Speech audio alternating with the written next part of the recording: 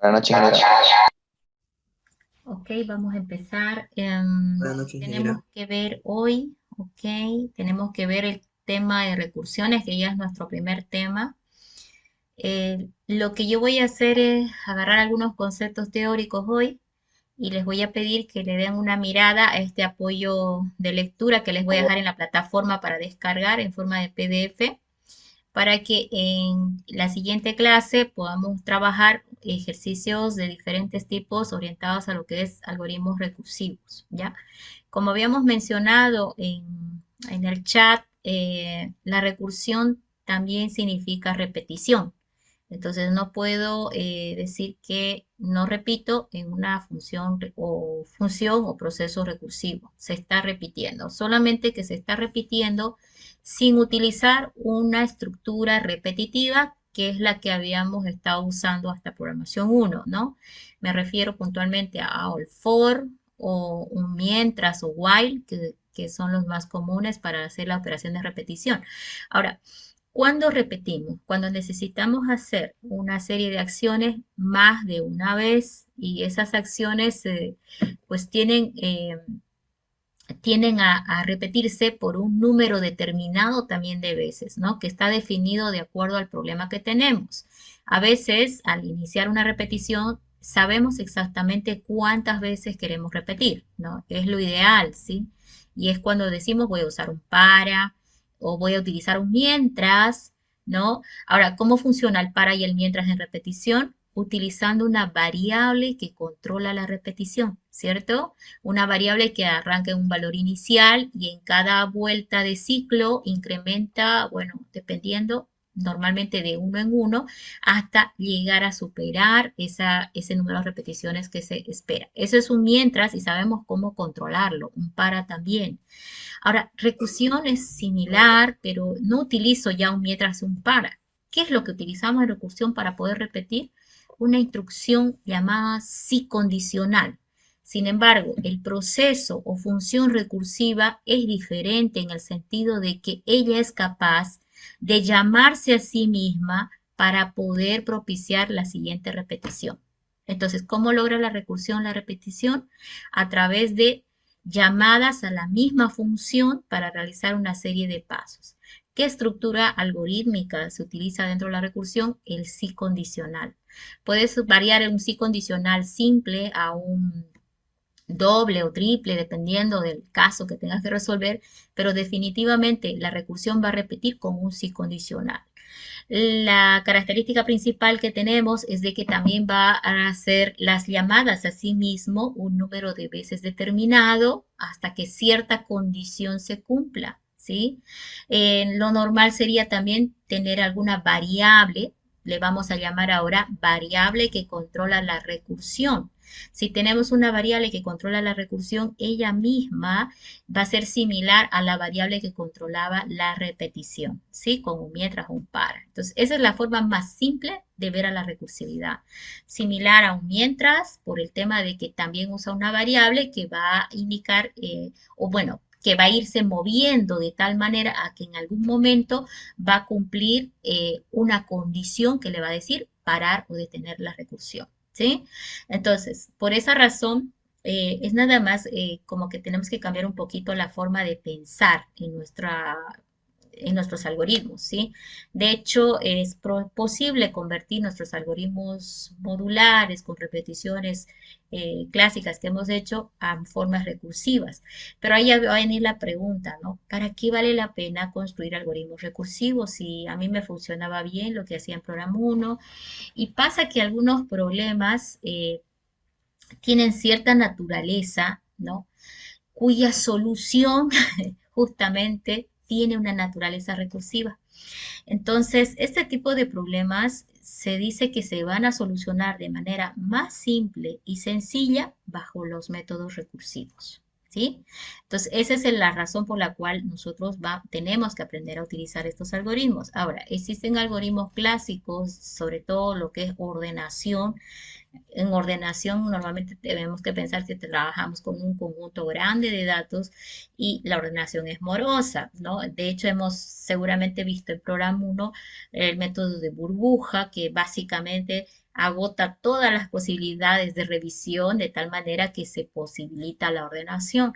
Entonces, en métodos recursivos se busca lo mismo, pero se va aprovechando un poquito el hecho de que la función se puede llamar a sí misma para ir como que dividiendo el problema de tal forma en que la ordenación se hace más rápida, ¿no? Entonces, ejemplos de ordenación puede ser el quicksort para ordenaciones en memoria RAM, el merge sort para ordenaciones directas en disco duro.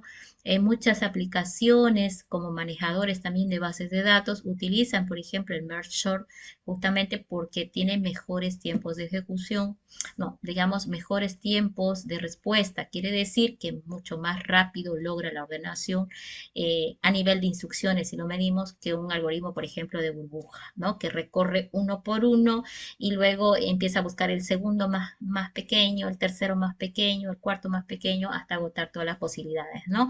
Entonces, esa es la motivación, ¿ya? Es necesario aprender este tipo de algoritmos porque pues seguramente vamos a más adelante tener que entender otros algoritmos que también tienen naturaleza recursiva.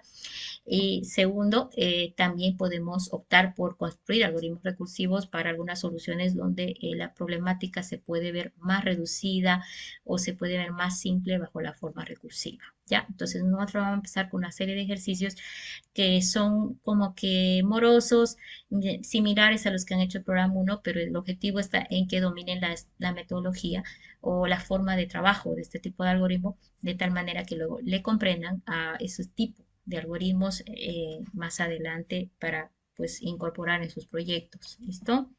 Entonces, hay una serie de elementos teóricos en los cuales podemos basarnos. Está principalmente lo que llamamos el principio de inducción completa, el PIC, ¿no? Esta es la base para el armado de algoritmos recursivos desde el punto de vista teórico. Eh, Principalmente este se basa en el hecho de que, bueno, si cierta regla es válida para un valor de un dominio, ¿sí? Ojo, si cierta regla es válida para un valor de dominio, entonces podemos suponer que esa misma regla va a ser válida para los n-1 restantes elementos del dominio.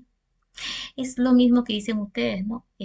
Porque a ella le aumenta un punto y a mí, y todos van a empezar a decir y a mí, y a mí. Entonces, si alguna regla es válida para uno de ustedes, ¿por qué no va a ser válida para el resto de los estudiantes, verdad? Entonces, el principio de inducción completa se basa en eso y la recursión toma esto como punto de partida. Porque escucho a veces que me dicen, funciona este algoritmo recursivo que he construido. No sé cómo funciona, pero funciona. ¿Y cómo lo has construido? Y agarran y dicen, ¿no? Bueno, yo sé que es válido para uno, entonces supongo que va a ser válido para los n-1 también, ¿no?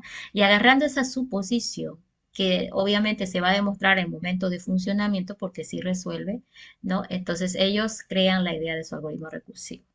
Pero pese a eso, de que podemos basarnos en el principio de inducción y que de repente sí nos ayuda a armar fácilmente el algoritmo, pese a ello, también yo les aseguro que ustedes pueden seguir a su algoritmo recursivo y darse cuenta por qué está funcionando y cómo es que está funcionando.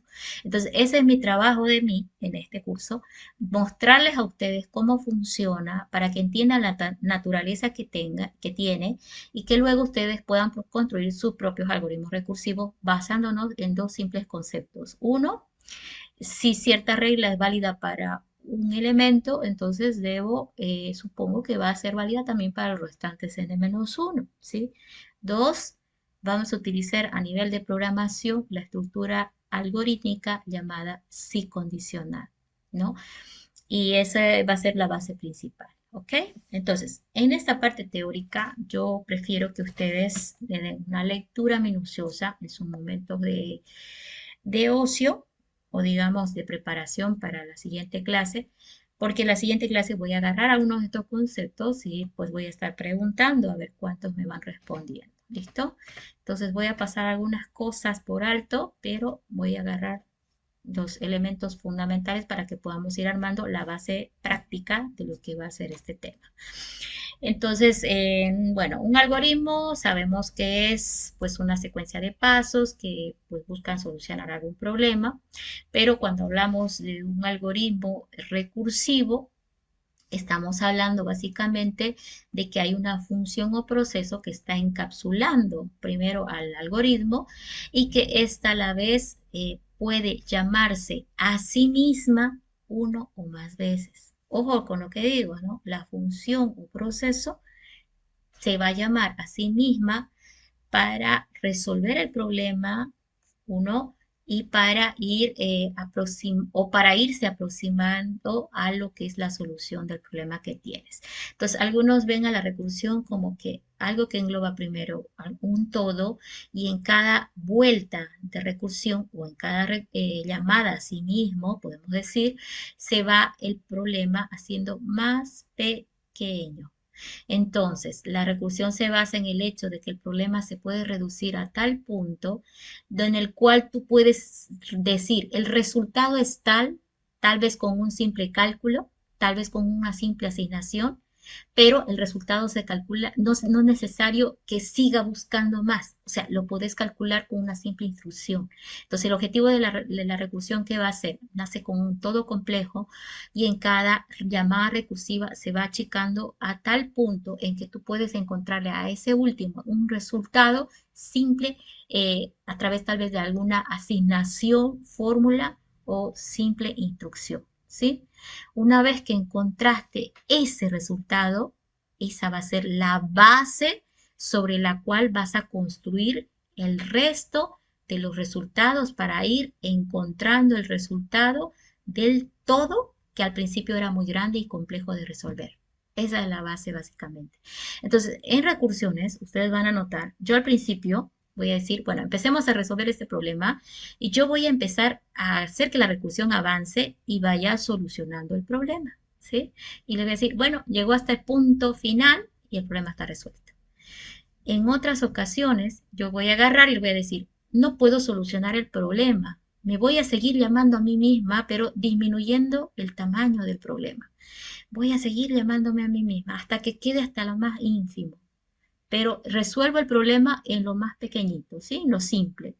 Y luego voy a empezar a desapilar, ¿sí? O sea, primero iba apilando llamadas recursivas. Segunda instancia, cuando ya lo reduje tanto, voy a empezar el desapilado. Y en el desapilado voy construyendo la solución final del todo, ¿sí? En el desapilado, hasta lograr a desapilar todas las llamadas que hice. Si hice 7 llamadas, voy a desapilar las 7 llamadas. ¿Por qué hablo de apilar?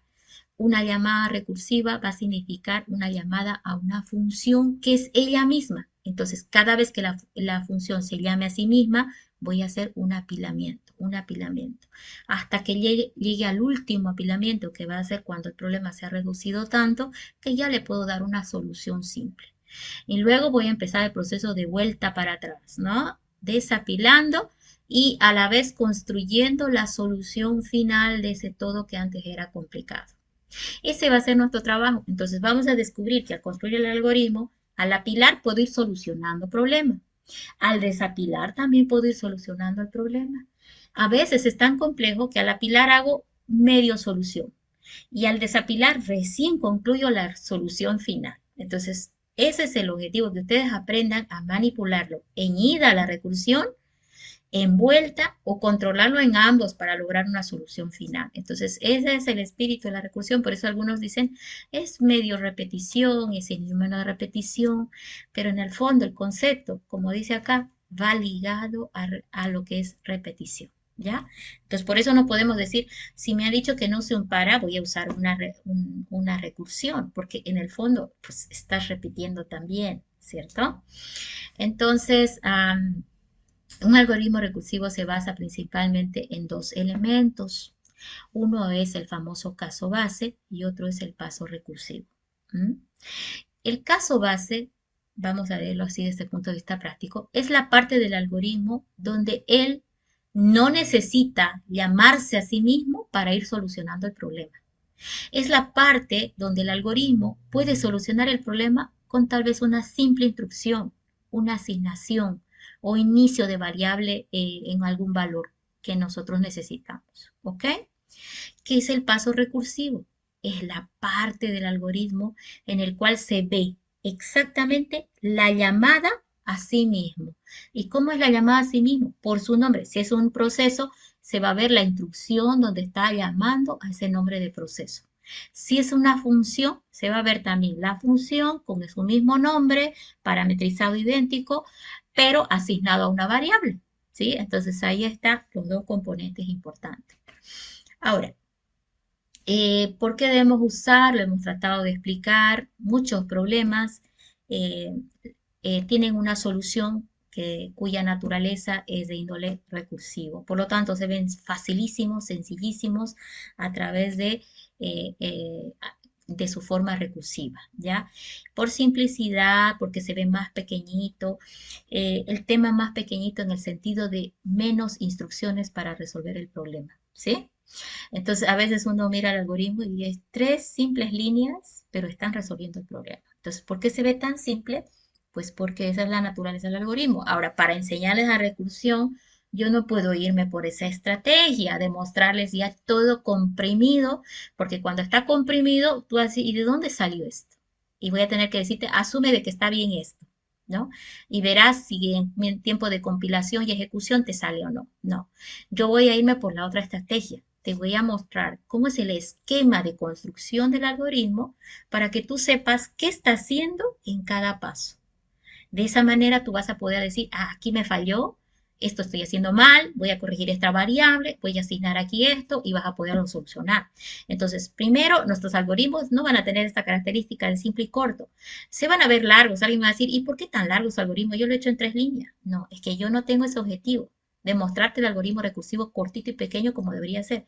Mi objetivo es mostrarte cómo se está desarrollando en cada paso. Porque yo no quiero que me digan al final del semestre, no sé cómo, pero funciona. No quiero esa frase. Quiero que me digan, ya sé cómo era, ya descubrí cómo es el algoritmo, ¿sí? Y ya en una segunda etapa, cuando ya estemos dominando y explicando y ya estemos cerca del examen, les voy a decir, bueno, ya lo querían corto y simple, voy a agarrar el algoritmo y lo voy a cortar, ¿sí? Lo voy a cortar tanto que cuando yo se lo muestre a alguien, va a decir, no tengo idea cómo funciona, pero funciona, ¿sí? Entonces, esa es la razón por la cual dicen, no sé cómo, pero funciona. Es porque lo ven tan simple, tan corto, que pierden la rastra de qué es lo que está haciendo el algoritmo realmente. Incluso en el compilador, si es un algoritmo recursivo chiquito, le sigues en el paso a paso, no te muestra exactamente lo que sucede porque él salta cosas que no te las muestra, ¿sí? Entonces, por esa razón, no se preocupe, al principio van a estar mis algoritmos un poquito grandes, largos, pero todo el mundo le va a entender. Ese es mi objetivo. Ok, aquí vemos un ejemplo de un algoritmo clásico, del número factorial. Este tiene una naturaleza de índole recursiva por la forma de comportarse, ¿ya? Entonces, aquí lo que se está tratando de encontrar es una función que retorne el factorial de un número. Factorial del 5. ¿Cómo calculas el factorial del 5? A ver, hagamos una pizarrita al ladito. No sé si alguien me puede ayudar.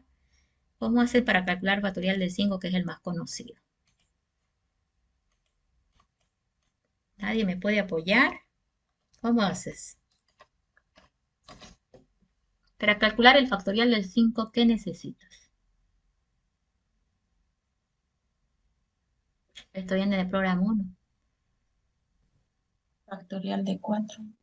Necesitas el factorial del 4, pero no solamente el factorial del 4. Ese factorial del 4, que es el anterior, lo tienes que multiplicar por el mismo 5.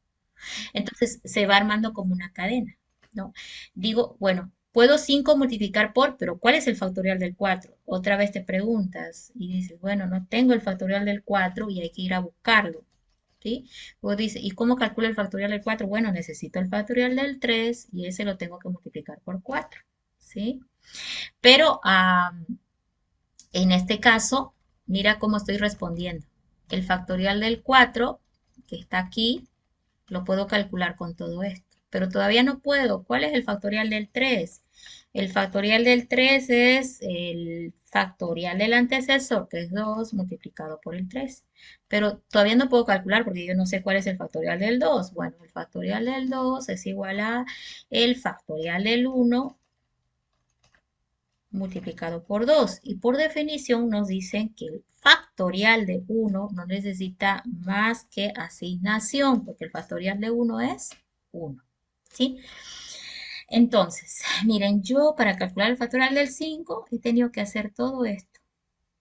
Ahora, ¿qué problema tengo para calcular el factorial del 5? Que necesito el factorial del 4, pero no lo puedo calcular porque el factorial del 4 necesita del 3, y el del 3 el factorial del 2, y el del 2 el factorial del 1. Ah, este sí. Este último, este último sí me interesa, porque el factorial de 1 no requiere cálculo de factorial, requiere simplemente asignarle de 1. En recursión, ese sería mi caso base. Cuando yo quiera calcular el factorial de 1, el resultado es 1. No necesito más nada. Ese para mí en recursión es caso base. ¿Sí? Es un candidato a caso base. Ahora, ¿qué estoy observando más arriba? Para el del 3, para el factorial del 3 necesito el factorial del 2. ¿Sí? Y el factorial del 2 necesita el factorial del 1. Ahora que ya tengo el resultado del factorial del 1, ¿sí? Entonces, donde dice factorial del 1, ya puedo reemplazar, ¿sí? Ya puedo ir para arriba ahora. Ok, vamos a tratar de ahí separar un poquito. Ok, ahora vamos a tratar de ver el espíritu de la recursión, ¿sí? Como ya el 1 está calculado, entonces aquí simplemente tengo que reemplazar. Estoy desapilando, ¿sí? Miren, aquí apilé.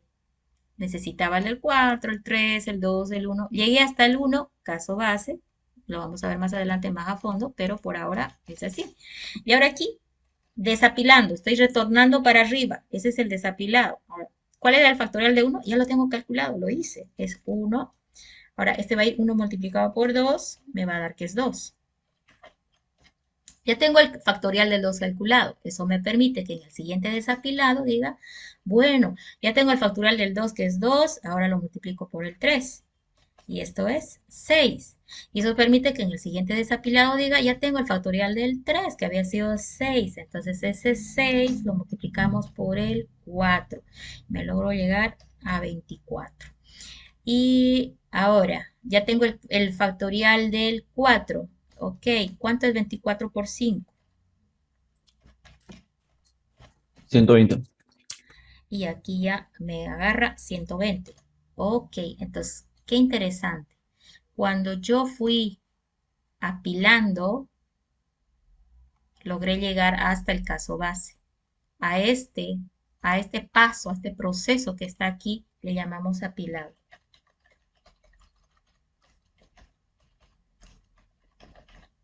Estoy hablando desde el punto de vista de la naturaleza del cálculo de factorial. Estoy mostrando que tiene una naturaleza recursiva, porque tengo que calcular el factorial del antecesor y así hasta allá. Eso es naturaleza recursiva. Ahora, el apilado consiste en esto. ¿Y hasta cuándo apilo? Hasta que llegue al caso base. A veces nos cuesta identificar caso base, les cuento. Hay que tenerlo claro y bien puesto, ¿sí? Llegué al caso base y ahora ¿qué hice? El famoso desapilado, ¿sí? Y esa es la vuelta. Y en el desapilado he ido construyendo el resultado y finalmente lo logré. Llegué al punto en el que el factorial es calculado como 120 y ese sería el resultado del factorial de 5. Eso es naturaleza recursiva. Lo hemos hecho, todavía no sabemos cómo lo vamos a programar muy bien, ¿sí? Pero ya tenemos la idea de qué vamos a hacer. Vamos a apilar, tocar caso base y desapilar. ¿Dónde está la complicación? ¿Sí? No hay. Ahora, ¿qué está sucediendo aquí? Bueno, este era un estudiante de programación 1, le dije calcule el factorial de un n y él dijo, bueno, voy a hacer una función que retorna el factorial, que venga aquí por parámetro el valor, ¿sí? Y yo aquí adentro creo una repetición, como hicieron la clase anterior ustedes, ¿no? Plantearon una repetición porque no leyeron el enunciado muy bien. Y pues igual en el examen tengan cuidado, como el examen es de recursiones, ¿no? También dice que deben ser los ejercicios de orientación recursiva. Si lo hace en método iterativo, no vale. Método de while for no va a valer, ¿sí? Entonces, lean siempre el enunciado. La clave de una solución válida es que hayas leído el enunciado y no se te escapó nada. Entonces, dale un tiempo a la lectura del enunciado.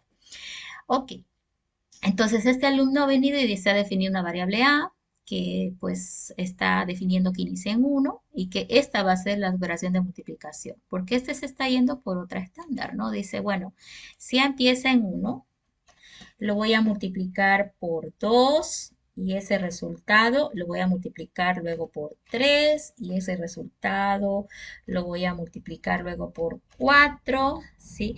Y ese resultado luego lo voy a multiplicar por 5 y va a llegar al 120. Eso es lo que está haciendo en esa iteración. En este caso, miren, el A están haciendo en 1 y va a ir hasta N. ¿Por qué A en 1? Bueno, A está haciendo esto, ¿sí? Vamos a ver la flechita. A es este, 1, 2, perdón, 1 por 2, por 3, por 4, por 5. Ahí está. Ese es el valor de A. A está avanzando de 1 en 1, ¿sí? A entonces se mueve de 1 a 5. ¿Sí? Es la variable A. Y luego está usando el resultado para seguir produciendo las multiplicaciones, ¿sí? 1 por 2 es 2, ese resultado por 3, ese resultado por 4, ese resultado por 5. Entonces aquí estamos viendo interesante el movimiento de la variable res que nace en 1, como el producto necesita un valor neutro de inicio, en este caso 1, porque el neutro del producto es el 1. Entonces, res está haciendo la acumulación, ¿no? Este es res, básicamente, ¿sí? Res que está acumulando los valores, ¿no? Hasta que finalmente llega a 120. Entonces, era iterativo. De 1 a 5, si es que voy a sacar el factorial de 5. De 1 a 7, si voy a sacar el factorial del 7. Y va acumulando los productos hasta lograr el resultado. Hace un return y ya está. Entonces, acá lo único que se ha necesitado es variables que acumulen el resultado final y listo. Ahora, si nosotros lo quisiéramos ver bajo la naturaleza recursiva, este mismo algoritmo, ojo, solo está de ejemplo, lo veríamos así de sencillo. Vamos a desglosar lo que más o menos decía la teoría sobre el algoritmo recursivo, ¿ya? Es recursivo, la función o proceso, aquí vemos que esta es una función, también tiene parámetros. Ojo, la recursión no funciona si tú no recuerdas identificar la variable que va a controlar la recursión. Ojo, así como en repeticiones, con mientras, paras, tenías una variable que controlaba la repetición, en recursiones necesitas una variable que controle la recursión. Puede ser más de una, pero normalmente es una sola variable. Y casi siempre se comporta como en el mientras, el para, que incrementa o disminuye de uno en uno. Casi siempre, pero hay que observar qué es lo que uno necesita para saber cómo va a moverse, ¿sí? Entonces, esta variable que está entrando es la variable de recursión. ¿Cómo sé que es la variable de recursión? Si esta es la función, yo en algún lugar del código debo encontrar la llamada a esta misma función. Revisemos este código, que todavía no sabemos cómo lo han hecho, pero ahí está. Miren, aquí dice factorial. Se está llamando a sí mismo. Como es una función, claro, el resultado lo está multiplicando por un n que no sabemos por qué, pero bueno, está funcionando así. Ahora, miren lo que está pasando con su argumento. Aquí decía entraba un n, puede ser el 5. Si quería el factorial del 5, le entra un 5. Ok. Pero aquí lo que observo es que entró el 5, ¿sí? Y en la siguiente llamada recursiva se está bajando en 1. Entonces, eso significa que si entró un 5, acá va a ser de que en la siguiente llamada entre un 4. En la siguiente llamada entre un 3. Luego un 2. Luego un 1. Y así sucesivamente. Hasta que, dijimos en la teoría, la recursión va a irse llamando a sí misma muchas veces hasta que toque caso base. ¿Y a qué le llamamos caso base? Al lugar del algoritmo donde no se llama a sí mismo para resolver el problema. Entonces yo tendría que mirar este código y decir, ¿en qué parte no se llama a sí mismo? Bueno, tengo dos líneas, no hay de otra. Aquí se está llamando a sí mismo, ¿sí? Por lógica, como solo hay dos, tiene que ser la línea uno. Aquí tendría que estar el caso base, ¿sí? Entonces, desglosando este algoritmo simple, puedo decir yo que un algoritmo recursivo en genérico se puede armar con un sí condicional. Ahí está, sí condicional. Ahora, este es un sí condicional simple. Cuando toca el caso base, ¿sí? Va a retornar uno. ¿Por qué retorna uno? Porque este está llegando hasta el cero. El factorial del cero también es uno, aunque por definición podías detenerte en el uno también, porque el factorial de uno es uno. Pero este decidió llegar hasta el cero, factorial del cero también es uno, y por lo tanto retorna un uno. No necesita nada de llamarse a sí mismo, el cálculo es una simple instrucción, mire, retorna un uno. Ahora, yo sé que alguien está mirando esto y dice, bueno, le entiendo, se llama a sí mismo porque está la función ahí metida, pero ¿por qué ese if simple? ¿Y cuando repite? Es que esto está ya comprimida y reducida, este algoritmo recursivo, ¿sí? Está tan reducido que ahorita tú tienes dudas de cómo se está comportando.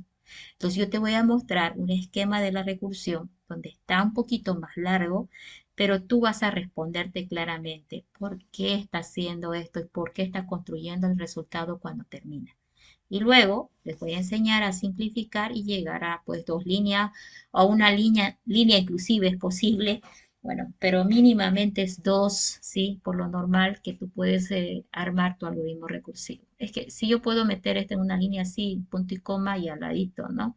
Pero me parece muy bien que digamos mínimamente dos líneas porque en una está el caso base y en la otra está el paso recursivo, que son las dos partes que tiene un algoritmo recursivo.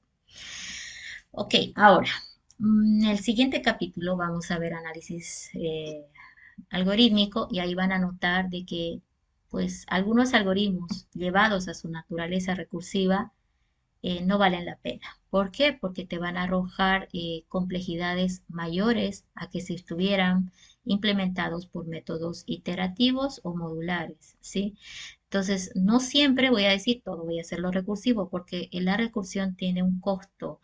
El costo se refleja en los tiempos de respuesta, si lo podemos decir entre comillas, o el tiempo que va a demorar en encontrar la solución cuando la talla del problema sea muy alta. ¿Sí?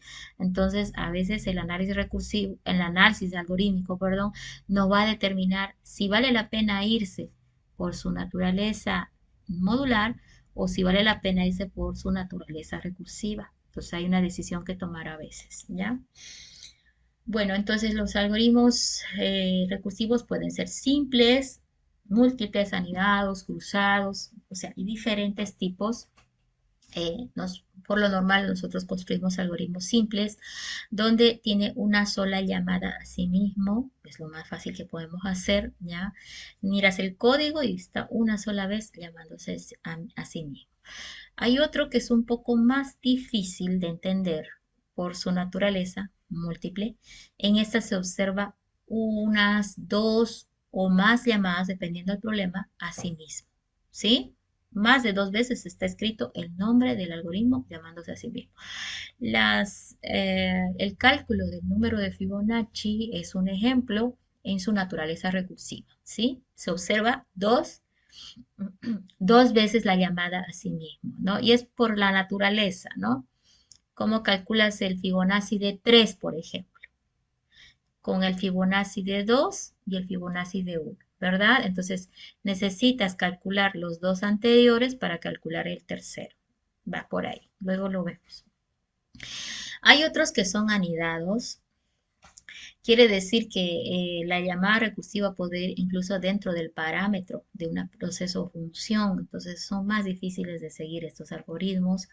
Me voy a saltar a los cruzados. Bueno, no pillé un ejemplo mejor que este para mostrar cómo es un cruzado. Eh, la utilidad habría que ver, ¿no? qué tipo de algoritmo ha necesitado hacer esta llamada cruzada para lograr, ¿sí? Pero en este caso estamos viendo, bueno, yo lo veo inadecuado por todos lados porque para calcular si un número es par o impar, lo puedes hacer con una instrucción simple utilizando el operador modular, ¿verdad? El mod. Pero acá está el ensayo, mira. Bueno, queremos saber si es par o impar una cantidad. Y empieza. Si empieza por par, entra acá el número y dice, ¿es cero? No, llame a impar, dice ahora. No se llama a sí mismo, pero lo llama impar, ¿ok? Se llama impar, entra y dice, ¿es cero? No. ¿Qué hace? Se llama par, ¿sí? Entonces viene acá, se llama par y dice, ¿es cero? Sí, retorna uno. Entonces el número era par, ¿cierto? Entonces este cruza las llamadas entre par e impar y donde cae, ese es, ¿sí? Entonces ahí está. Una forma de decir si es par o impar una cantidad numérica, ¿no? Ahora, no le veo la utilidad, pero sí muestra que el sentido que tiene cruzado, ¿no? Es que dos se están llamando entre sí, ¿sí? Uno llama al otro, el otro también, y pues ahí pudiera haber una serie de operaciones metidas. Habría que ver, digo, ¿no? En qué clase de algoritmo es necesario algo como esto. La verdad que no pillé otro ejemplo, este es el mejorcito que encontré. Si alguien conoce a alguno para mostrarlo, pues sería interesante, ¿no? Y de repente, si más adelante a alguien se le ocurre hacer un cruce entre dos para lograr algo, pues también sería interesante que nos lo muestre. Pero ahí está. Entonces vamos a trabajar nosotros normalmente con el simple y el múltiple como los dos tipos básicos, ¿ya? Algunos asocian a la recursión, la forma de trabajar estos algoritmos también a el concepto del dominó, que es medio parecido al principio de inducción completa. La idea del dominó es que si tú empujas una ficha, esta de acá, por ejemplo, esta empuja a la otra, empuja, empuja, entonces el efecto se hace en cadena, ¿no? A tal punto que todo va cayendo, ¿no? Si tú empujas uno y cae, el efecto se espera en los restantes n-1 elementos que hay, ¿no es cierto? En el caso del dominó. No te acompaño, pero yo no voy a comer, te acompaño, yo no voy a comer. Más se vale, mira. Entonces, A vamos Carmen. a ver, ahorita está Ese empezando, micrófono. Espera, espera un ratito, minutito, mami. minutito, Me voy a poner. no los encuentro. Ok, entonces vámonos a quedar con este pequeño concepto. Un tipo inductivo es aquel que tiene una cantidad variable de elementos y que si cierta condición se cumple para un elemento, entonces es posible demostrar que se cumple para todos los demás. ¿Mm? Ahí está. Entonces, esa es la base, ¿no? Sobre la cual va, la base teórica sobre la cual se fundamenta lo que es el algoritmo recursivo, ¿ya? Recordemos nosotros que cuando estuvieron viendo el tema de álgebra lineal o MAT100, ¿sí? Seguramente han tocado el principio de inducción completa, ¿no? Y decían, ¿no? Pues, si funciona para el primer elemento del conjunto, ¿no? Y yo puedo demostrar que también puede funcionar para el restante n-1 elementos, ¿cierto? Entonces, básicamente, eso es lo que vamos a hacer aquí, ¿ya? Acuérdense que este principio está basado, ¿no es cierto?, el concepto del famoso esquema proposicional, que también ya lo vieron anteriormente, que básicamente sale a raíz, ¿no es cierto?, de que podemos hacer ciertas deducciones en función al principio de inducción completa. Ahora, cuando nosotros estamos armando proposiciones, que son en realidad oraciones que afirman o niegan algo, de todas maneras, esas proposiciones son tan claras que podemos nosotros afirmar si es falso o verdadero la proposición, ¿cierto? Esa es la naturaleza de una proposición. Ahora, cuando dentro de esa oración, de la cual podemos decir si es falso o verdadero, incluimos cierta variable, entonces es cuando hablamos de un esquema proposicional. Aquí, por ejemplo, dice 2 es mayor que X. aquí la variable es x. O sea, si yo le doy un valor a x, recién voy a poder afirmar que P1 es falso verdadero, ¿no? Entonces aquí me está especificando donde x pertenece a este conjunto de valores. Este es el dominio de valores que puede tener x. Entonces, cuando yo a x le ponga un valor del dominio, voy a poder afirmar que ese P1 es válido o no es, ¿cierto? Me voy a ir directa a este P3, que es una muy conocida. Es básicamente es una esquema proposicional que al final nos ha arrojado una fórmula que está reflejado en el P4, por cierto, pero en el P3 está de manera verbal, ¿sí? El P4 ya está de manera más simbólica, ¿no? Dice, la suma de los primeros n números naturales es igual al producto del n por su sucesor dividido entre 2, donde n es un número natural. Bueno, si tú miras esta especificación, dice la suma de los primeros n números. Entonces, los primeros n de 1 hasta n, ahí está. La suma de todos estos números va a ser igual, dice, a el producto de n. Esto es n multiplicado por el sucesor. ¿Quién es el sucesor de n? N más 1. ¿Sí? Ahí está. N más 1, el sucesor. ¿Ok? Ahora, ya tenemos claro de dónde viene el sucesor. Ahora dice dividido entre 2, entre 2.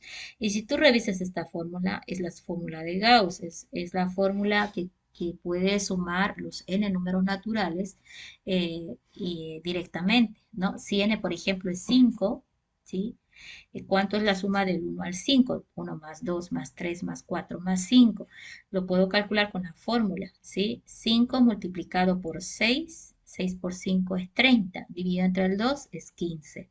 Los números del 1 al 5 tiene que ser 15. Entonces, esta es una fórmula, y la fórmula de Gauss precisamente es un ejemplo de un esquema proposicional muy conocido, ¿sí? Que también lo vamos a utilizar, por cierto, en el segundo tema, porque nos va a servir para hacer algunos cálculos. ¿Ok? Entonces, el principio de inducción completa normalmente utiliza lo que son, en todo caso, en la proposición, ¿ya? Del cual se puede afirmar que es falso o verdadero para lograr deducir, ¿no es cierto?, cierta conclusión. Ahora, ¿cuál sería la forma más sencilla de enfrentar a lo que es el PIC desde el punto de vista recursivo? Veamos esta naturaleza. Dice, ¿no? Sea Pn un esquema proposicional sobre los números naturales. Se puede demostrar también, dice, que P1 es verdadero para el primer valor del dominio. O sea, decir que es verdadero para el primer valor de dominio puede ser tan sencillo como simplemente agarrar el primer valor del dominio y reemplazar en el esquema proposicional. Y de repente ahí nos encontramos con una oración de la cual puedo decir, esta oración es falsa o es verdadera porque está afirmando algo de seguro. Ahora nosotros pasamos a un segundo paso. Voy a suponer que para los Pn-1, ahí viene lo que es la hipótesis, también es verdadero. O sea, si es verdad para el primero, puedo suponer que es cierto para los restantes n-1. Por lo tanto, si agarro esta suposición, en ella me puedo basar para demostrar, ojo, para demostrar que es también verdadero para los n elementos. Entonces son como 3 elementos, ¿no? Que van en el principio de inducción completa. Uno, para el primer valor del conjunto, asumimos que es verdad. Eso es fácil de decir que es verdad porque es tan fácil de repente como simplemente reemplazar en una fórmula y observar que sí está cumpliendo. Segundo, tomar la hipótesis de que suponemos que también es cierto para los restantes n-1 elementos. Y con esto nosotros deberíamos poder demostrar que también es verdad para los n elementos del conjunto. Entonces, este es el espíritu de la recursión. ¿Dónde está el caso base que habíamos mencionado? En el P de 1, ¿sí? En el que sabes que es verdadero porque es tan fácil de mostrar como simplemente reemplazar algo o alguna teoría matemática lo puede estar incluso apoyando. Y luego la suposición, nosotros la podemos proponer, ¿sí? La suposición es la parte recursiva, por cierto, es donde la función se va a llamar a sí misma, eso es lo que vamos a suponer, por eso alguien dice, supongo que funciona, ¿no? Y luego tocará demostrar de que es verdadero para cuando yo lo haga funcionar con n elementos. ¿Listo? Entonces, de repente, hay mucha teoría por ahí, pero la idea es que tengan los elementos básicos, ¿ok? El caso base entonces puede ir bajo una forma tan simple como una lista vacía, o puede ir con una variable que está iniciando con un valor nulo o valor inicial neutro, ¿sí? Si hablamos de sumas, puede ser un cero normalmente, o de repente, si estamos hablando de un producto, como en el caso del algoritmo que calculaba el factorial, empezaba con un valor inicial de 1, porque el neutro del producto era el 1, ¿sí? Eso sería el caso base. Ahora, el contexto del caso general, nosotros tendríamos que mover las llamadas recursivas de tal manera que logre recorrer las n-1 llamadas necesarias para ir produciendo el resultado final. Ahora, todo esto que estoy hablando sobre el PIC se puede ampliar un poquito ya hacia lo que se llama el segundo principio de inducción completa, que es similar. Yo la verdad que lo veo igual, ¿sí?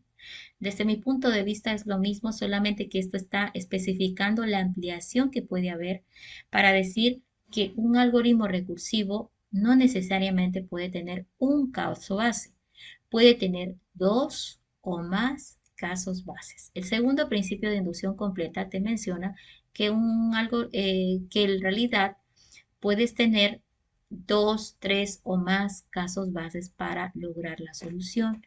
Y eso puede suceder a veces, dependiendo del ejercicio que tengas, pero ojo, ya no vamos a estar en el proceso de implementación diciendo, ¿no?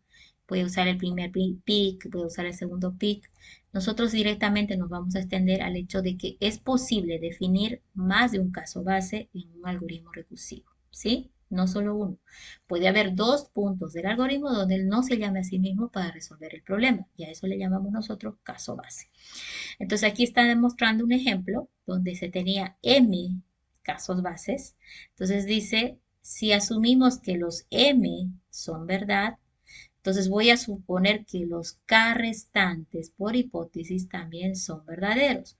Ojo que este k debe ser superior a los m y menor a los n. N es el total de elementos, ¿no? Entonces m, ojo, es por el número de elementos del caso base, ¿sí? Entonces k definitivamente debe ser, dice, menor que n y mayor que m. O sea, está ahí al medio de los dos. Y bueno, por lo tanto me toca demostrar que P de n también es verdadero. Ojo que n es el último valor del dominio, ¿no? Ahora, este tipo lo vamos a tener, los algoritmos de ordenación, por ejemplo, algunos de ellos miran más de un caso base. Entonces, cuando llegue el momento se los voy a mostrar y les voy a recordar esto. Ahora, toda esa teoría, el PIC, principio de inducción completa, donde uso el concepto de que si algo es cierto para un valor del conjunto, entonces voy a asumir que también es verdad para los n-1 para poder demostrar que es verdad para los n elementos del conjunto. ¿A dónde me va a llevar? A la estrategia de procesos o funciones recursivas. La estrategia que comúnmente utilizamos es la de dividir para vencer. Dividir en el sentido de achicar el problema de tal manera de que se haga tan pequeño y simple que lo puedes resolver sin ningún percance superior, ¿sí? Hay otras estrategias, el backtracking, esto lo van a ver, estoy segura, en sistemas expertos, ¿no? En IA también, ¿sí? Es que la naturaleza de estos otros algoritmos, yo creo que en otra reprogramación se puede incorporar este tema del backtracking, sobre todo porque el backtracking tiene una naturaleza recursiva y va bien enganchado con la teoría recursiva. Se le llama fuerza bruta o vuelta atrás en el sentido de que el backtracking puede recorrer todas las posibilidades para lograr encontrar una solución. El backtracking más simple lo que hace es empezar a buscar, ¿hay solución por este camino? Dice, Si no hay solución, retorna atrás, por eso dice vuelta para atrás, y luego intenta el otro camino. Y ahí se encuentra, ¿hay solución? ¿Hay? No. Vuelve atrás lo suficiente otra vez para volver a tomar otro camino, ¿sí? Entonces, un backtracking puro puede tener la naturaleza de ir buscando una solución al problema entre las muchas posibilidades que existen. Encuentra una y ya estuvo. Otra mejora al backtracking es que no solamente va a buscar una solución al problema, sino va a intentar buscar la mejor solución al problema. Ese es un poco más complejo, porque cada solución que él encuentre es un candidato a ser buena solución. Pero no es suficiente haber encontrado esa. Tiene que seguir buscando otras posibilidades. Entonces, ¿qué hace? Avanza buscando, encontró o no, va pues marcando si lo encontró y luego retorna atrás para seguir buscando, retorna atrás, seguir buscando, hasta que después de haber obtenido todas las soluciones posibles, pueda discernir y decir, esta es la mejor solución y logra eso. Obviamente se tiene un alto costo, ¿no? Es el famoso backtracking. Entonces, por eso es un tipo de algoritmo que normalmente les enseñan en sistemas expertos, también inteligencia artificial, ¿sí? Entonces, por eso esto va muy enganchado a lo que es recursiones, ahí lo van a ver de seguro. Al final voy a mostrarles una simulación de un backtracking. Bueno, creo que lo implementé en C++ por consola, ¿sí? Creo que nunca lo llevé a Write, pero por consola porque la animación era más fácil ahí, ¿no? De repente esa fue la razón, pero no es difícil de implementar y su naturaleza es recursiva, o sea, se parece mucho a lo que estamos haciendo ahorita.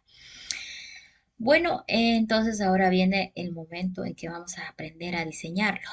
Bueno, para aprender a diseñarlo, voy a saltar un poquito algunas cosas, pero el objetivo es de una vez. Vamos. ¿Cómo lo voy a diseñar? Escriba, dice, if. Escriba if. Entonces va a usar una estructura así condicional. Y en ese if, del lado de verdad, ojo que esto es una sugerencia. Cuando ya hayas terminado el curso conmigo, le haces las modificaciones que quieras, puedes variar las cosas que veas para ti más fácil. Esto es solamente una vía para que lo comprendan y luego le hagan la modificación que ustedes vean conveniente. Entonces dice, escriba if y en ese lado de verdad vamos a poner al caso base. En el lado de verdad, ¿ok? Ojo que aquí va a ser una instrucción simple la que puede ir donde no necesita la llamada recursiva. No hay repetición en este punto del lado de verdad del sí, ¿sí? Luego escriba else, dice. Esta estrategia lo saqué de unas guías en inglés y en serio que no pillé en español. No sé por qué en estos textos en inglés lo enseñan de esta manera y a mí me pareció más fácil entenderles a ellos. Y en los textos en español no lo enseñan así. Acá puntualmente te dicen escriba if y escriba else para lograr el algoritmo recursivo. Entonces, yo quiero ver si funciona también con ustedes, ¿ok? Escribo if y ahí va a entrar el lado de verdad. Escribo else, ahí va a ir el paso recursivo, el punto donde el algoritmo se llama a sí mismo para lograr la recursión o la repetición que estoy esperando.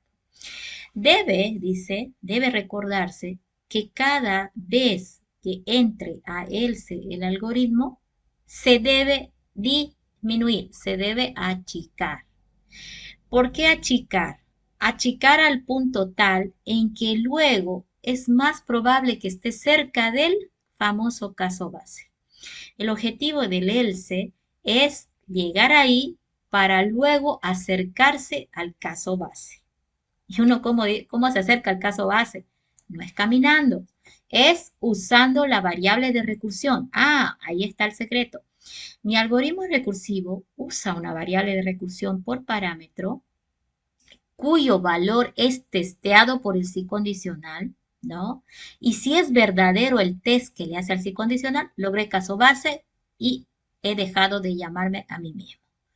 Si por lo contrario, al testearse con el sí condicional no pasa y se va al else, ojo, debo tener el cuidado de que al tocar el lado de else y el algoritmo se vuelva a llamar a sí mismo, debo asegurarme de que esa variable de recursión que teníamos se mueva.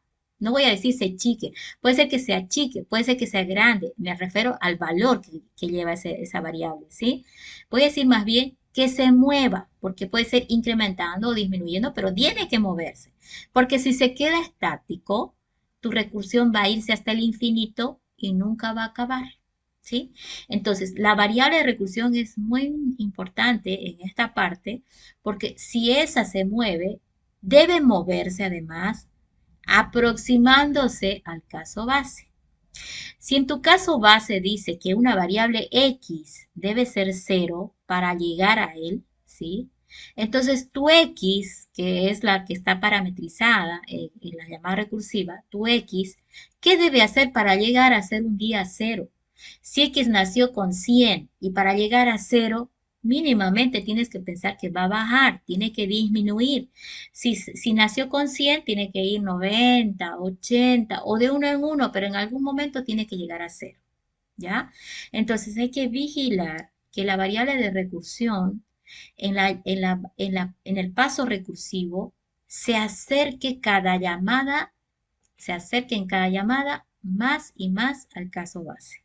Ojo, no puede quedarse estática, se tiene que mover.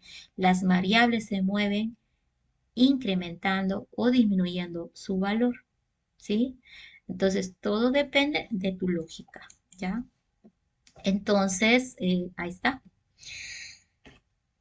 Entonces, esta es la fórmula, ¿sí? Que vamos a utilizar al principio y la voy a variar a medida que vamos desglosando algoritmos más grandes, ¿ya? Caso base va en el si condicional, paso recursivo en el else. Ojo, se puede variar al revés, si le entiendes, si ya lo haces, no hay problema. No es que le estoy diciendo que así siempre se escribe. Yo voy a partir de esto para luego ir armando y luego vamos a hacer variaciones. Y incluso el else está con llaves. Puede ser que tu función recursiva no tenga tantas instrucciones, no necesitas la llave.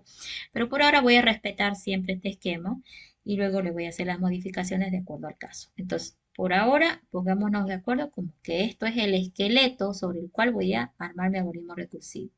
¿Y por qué lo pongo así? Porque yo recuerdo mucho de que a veces, cuando veían al laboratorio que estaban implementando en el examen, no sabían cómo empezar en el algoritmo recursivo, no sabían cómo empezar a escribirlo.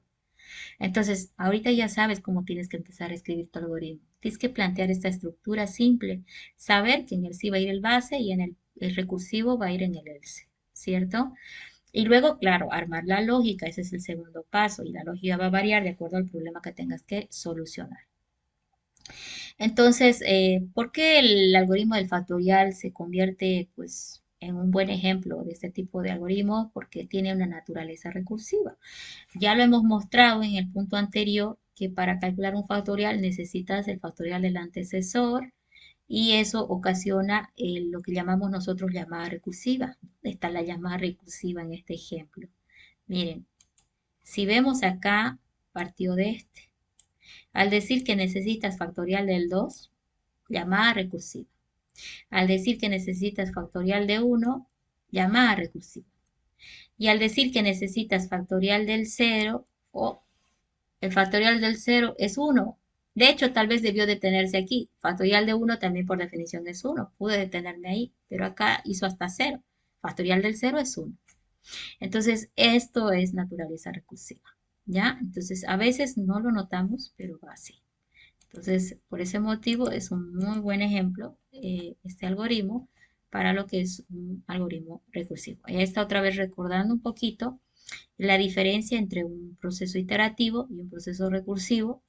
El recursivo es simple, el otro puede ser más largo. En el recursivo, la única estructura que se puede apreciar es el sí, pero ojo, eh, cuando armemos algoritmos recursivos, también podemos utilizar algoritmos repetitivos, pero no por el objetivo de la recursión, repetición para hacer alguna otra cosa diferente. ¿Listo?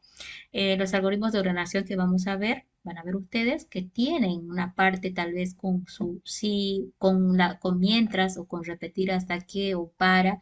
Y uno dice, pero ¿por qué aquí en vez de usar un para, no uso una recursión?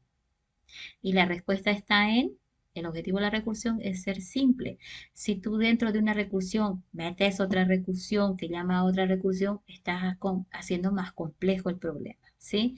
Entonces, de repente, el que el algoritmo principal sea recursivo, ya está haciendo que el problema se reduzca mucho. Entonces, tu objetivo no es hacerlo más complejo, sino es hacerlo más simple cada vez. Entonces, puede ser que por la naturaleza del problema, haya necesidad de repetir algo muy simple. Entonces, pues lo haces nomás con naturaleza de ciclos repetitivos y listo, ¿ya? Entonces, ojo con eso, ¿ya? Ahora, en el examen normalmente se les pide algoritmos simples, donde de seguro, pues lo único que hay que hacer es replantearlo a través de métodos recursivos. Ok, ahora, miren, voy a hacer un minuto. Necesito que comprendamos esto. Esta gráfica es lo que voy a usar a partir de hoy. Voy a hacer un cortecito, un minuto. Ok. Vamos a quitar esto a la derecha.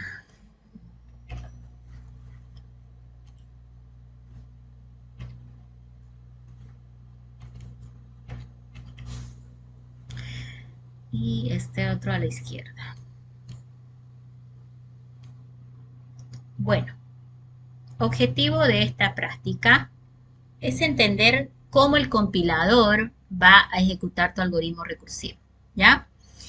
Nosotros podemos simular ser el compilador creando las llamadas cajas de activación, ¿sí?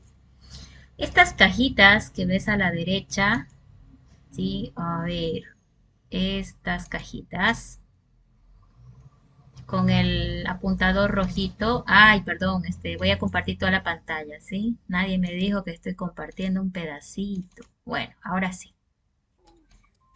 Ahora comparto toda la pantalla y tenemos aquí en el lado izquierdo el algoritmo recursivo, ¿sí? Este acá. Y aquí a la derecha tengo una simulación de lo que el compilador hace, para que tú entiendas de dónde saca los resultados y por qué logra una solución. ¿Listo? Esto se llaman cajas de activación. Yo voy a tratar de hacerlas en los primeros algoritmos que implementemos para que ustedes vayan entrenando la lógica de cómo funciona. Obviamente lo ideal sería de que tú intentes hacer lo mismo para tus primeros algoritmos en el práctico. Ya, el práctico dice, cree diagramas de activación. Entonces, el objetivo del diagrama de activación que ven a la derecha es facilitarte a ti entender lo que tu algoritmo está haciendo, no darte más trabajo. ¿Ok? Entonces, se quiere calcular el factorial de 3 y vamos a hacer uso de esta función que está a la derecha, pero es el recursivo. Ok. El algoritmo se llama factorial, ahí está, factorial, ¿sí? Y es una función. Ojo, al ser función quiere decir que retorna un valor calculado. Retorna el factorial del número que le indiques acá en el argumento, en el paso de parámetro, ¿sí? Entonces, aquí por ejemplo dice factorial del 3, porque no haga muy largo, porque las cajas de activación pueden ser largas dependiendo del n que introduzcas acá. Entonces, tapa 3 que es corto. Muy bien. Van a irme respondiendo para que vayan entendiendo la naturaleza, ¿sí? Me van a ir respondiendo a las preguntas que voy a ir haciendo. Ok, partamos con esto. Ok. Estás llamando a la función recursiva y le mandas un 3 por parámetro. Estás llamando a esta, ¿sí? Ahora, voy a representar en qué los valores que tienen, las variables que tiene esta función en esta caja de activación, ¿sí? Entonces, el primer variable que es importante mencionar en la caja de activación es n, porque n es el parámetro que está usando de entrada. Y bueno, n está valiendo 3, ¿por qué? Porque el argumento se mandó un 3. Bueno, n vale 3. Ya tengo el 3 acá. ¿Qué estoy preguntando? ¿3 es igual a 0? La respuesta es que es falso. como no es verdad, fíjense, no entra adentro del sí y automáticamente el compilador salta a la siguiente instrucción. Es como si tuviera el else en todo caso acá, ¿sí? Tiene el else. ¿Qué hace por else? Dice, retorne. Ok. Retorno. ¿Qué va a retornar? N multiplicado por el factorial de n-1. Voy a traducir. Aquí está, miren. Factorial. Tiene que retornar el n, que es 3. Ahí está, 3. Multiplicado por la llamada factorial. Pero ahora miren ese n. Entró con 3 y le está restando 1. Por lo tanto, ahora dice factorial del 2. No puedo hacer esta multiplicación porque no tengo calculado el factorial del 2. Esta es una función y para saber qué retorna tengo que llamar. Siguiente caja de activación. ¿Qué me va a reflejar ahora? La llamada a esa función recursiva. Esta está llamando a esta otra, ¿sí? Le está mandando por parámetro, ¿sí? Acá le están mandando un 2 y se está preguntando, ¿2 igual a 0? No, entonces no entra y dice return. Entonces otra vez tiene que retornar, ¿sí? Retornar, pero no puede retornar porque primero hay que calcular n. ¿Cuánto era n aquí? 2 por factorial de n menos 1. 2 menos 1 es 1, factorial de 1. Bueno, en este algoritmo no pensaron que el factorial de 1 ya no necesitaba más, pero bueno. Mando el 1. ¿Qué significa eso? De que ahora estamos observando otra vez la llamada a la función recursiva con un 1 que entra por acá. Entra el 1 y dice 1 igual a 0, falso. ¿Qué dice? Return. Entonces, ¿qué está haciendo ahora? Se está preparando para retornar. ¿Qué cosa? El n, que es 1, multiplicado por factorial de n-1, factorial del 0. Ok, ahí está la llamada. Estoy apilando, ¿sí? A esta apilación es que le llamamos diagramas de activación, ¿ya? Bien, ahora dice factorial del 0, pero no puedo retornar nada hasta que calcule factorial del 0. ¿Pero qué está pasando cuando dije factorial del 0? Ok, llamada otra vez, porque ahí está la llamada, ¿sí? Pero llama otra vez a la función y le entra el 0. Dice 0 igual a 0. Bingo, 0 es igual a 0. ¿Qué debe retornar? 1, sin necesidad de hacer nada más que el return. Entonces, miren, cuando vino el 0, ¿qué está retornando? El 1. El 1. ¿Sí? Ahora, este 1 que he retornado, la pregunta es, ¿a quién se lo está retornando? ¿Sí? ¿A quién se lo está retornando este 1? Entonces, observemos esto. Este 1 se lo va a retornar a la función que lo llamó anteriormente. Fíjense a esta. Si aquí reemplazo la llamada por el 1, ese 1 lo va a multiplicar por el 2. Y ahora dice 1 por 2 es 2. Retorne 2, dice. Entonces, aquí claramente, no sé si hacerlo así, ok, ahí está, le está retornando el 1, lo multiplica y ahora otra vez retorna 2. ¿A quién le va a retornar este 2? A la función que le llamó anteriormente. ¿Quién era? Este. ¿Por qué? Porque dice factorial del 2. ¿Qué le retornó? El 2. Aquí reemplazo esto por el 2. Lo multiplico por 3 y se hizo 6. Entonces ahí otra vez lo voy a apuntar que ahí le está retornando el 2. Multiplica por 3, son 6. Y este 6 se retorna otra vez. ¿A quién se lo va a retornar? Ahí ya es la última desapilada. Ya esto es salida. Entonces, ¿qué retornó finalmente en la desapilación final? Retornó el valor del 6. ¿Sí? Y ahí se acaba la recursión. La recursión se acaba en ese punto. Caso base, entonces era aquí abajo. Fin de la recursión es cuando hace el último return. Return 6, que era el resultado que había que hacer. Entonces, por esa razón es que yo les comentaba que en ida Fíjense, cuando estuve avanzando en la recursión, que se ha movido la variable. De ser 3, se ha movido a 2 para buscar el factorial del 2. De ser 2 se movió a 1 para buscar el factorial de 1. De ser 1 se movió a 0. Y cuando fue 0 ya no necesitaba hacer más llamadas recursivas. Ya tengo el valor calculado, ya tengo definido el valor de factorial del 0 que es 1. Y ese 1, ojo esto, ¿a quién se lo retorna? Al lugar donde lo llamó. Aquí, aquí lo llamó. Ese 1 ahora lo va a multiplicar por n. ¿Cuánto vale n ahí? 2. ¿Sí? Entonces, luego de hacer esta instrucción de multiplicación, ¿qué va a hacer? Return. Y es lo que he tratado de mostrar aquí. El return, ¿a quién se lo hace? A la anterior llamada. ¿Sí? Le ha retornado un 2. Entonces, es como que esto, por favor, jóvenes, es como que esta llamada es reemplazada ahora por el valor absoluto del 2, por ejemplo. Lo reemplazo por 2 y ahora sí, ya puedo multiplicar porque 2 por 3 es 6. Y luego acá dice la instrucción return de ese 6. Entonces, ¿a quién se lo retorno ese 6? El return va a ser ya la última, es la última desapilada. Entonces, esta función termina retornando finalmente 6 porque es la última desapilada. Entonces, el factorial del 3 es 6, ¿sí o no? Es pues, ¿no? Es 6.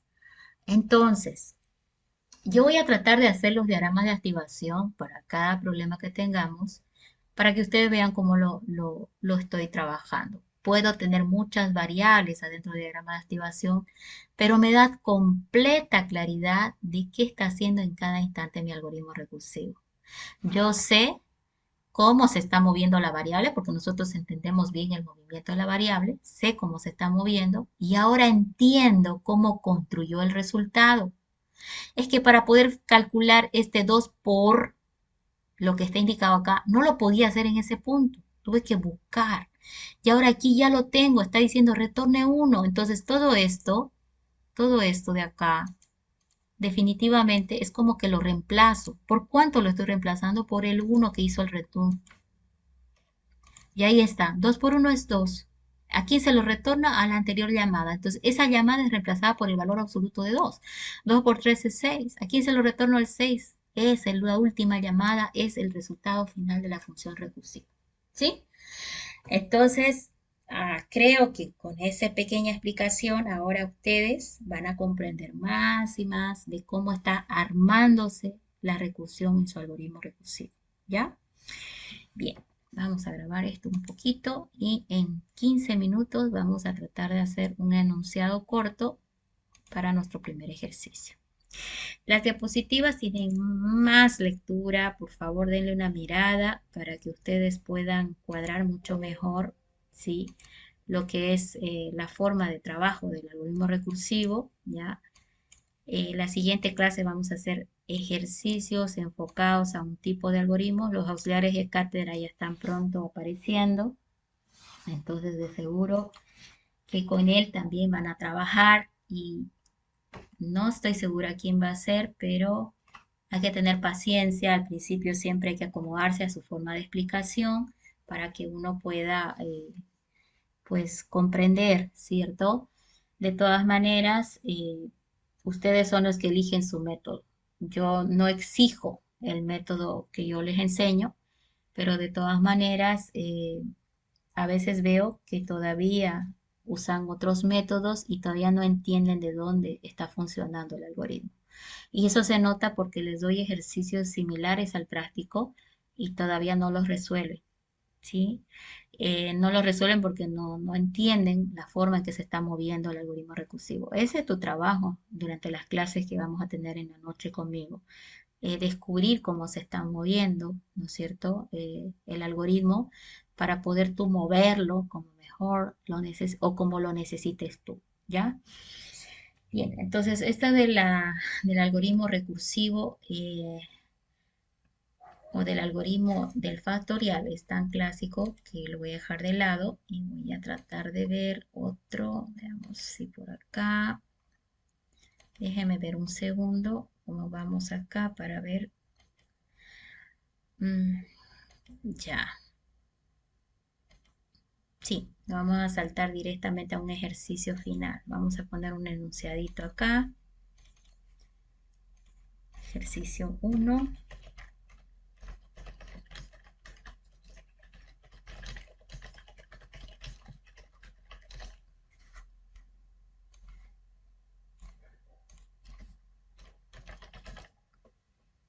Veamos un clásico ejercicio, a ver, para que entendamos, que no sea el recursivo.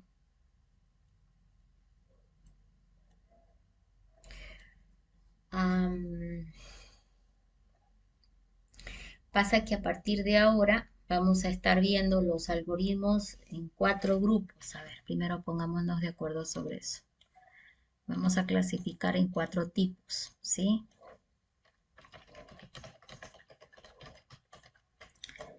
Uno va a ser el numérico, 2 es el tipo cadena, 3 es el tipo vector y 4 tipo matriz, ¿sí? Entonces vamos a estar viendo esos 4 grupos, ¿ya? Entonces unos orientados a manejo de numérico, otro orientado a manejo de cadena, otro orientado a manejo de vectores y finalmente matrices. Entonces estoy tratando de ver en cuál grupo nos movemos más fácil, porque es el primero que vamos a armar. A ver, uno sencillo que requiera un algoritmo recursivo que muestre en pantalla.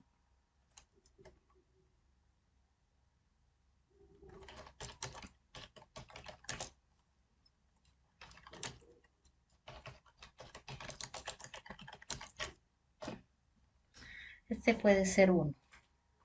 Es que estuve buscando uno que tenga naturaleza recursiva, ¿ya? Crear un algoritmo recursivo que muestre en pantalla un número entero en base 5. Para poder implementar este ejercicio, tengo que recordar algún algoritmo que me pueda convertir el número entero en base 10, obviamente.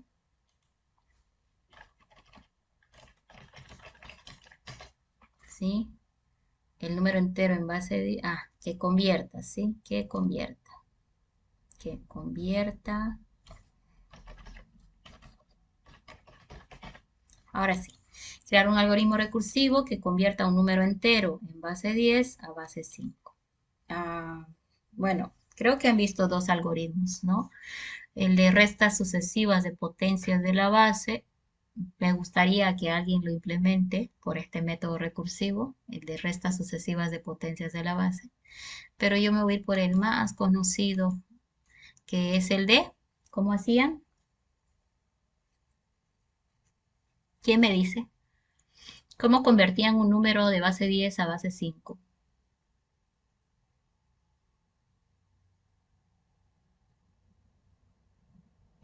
¿Qué pasó al micrófono? Creo que está, a ver.